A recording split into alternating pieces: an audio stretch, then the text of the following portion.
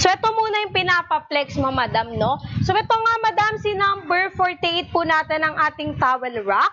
Ayan. So, ito nga, guys, no, is made of stainless steel nga po siya. And of course, kapag dumating siya sa inyo, guys, may kasama na nga po siyang screw. Kasi nga, guys, this screw po siya, wall type siya. So, ganito siya kapag ididikit natin. Yan. Nakaganyan siya, guys. Tapos, ito nga, guys, yung pinaka-anuan niya rin. Rounded na nga rin po yan, no? Para hindi siya masakit if ever na mabangga nyo.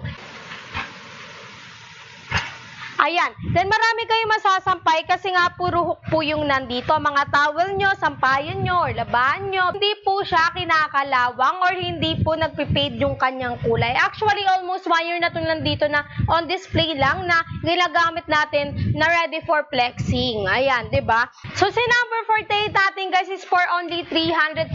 And of course, may voucher po tayo dyan na pwede natin gamitin para sa ating discount.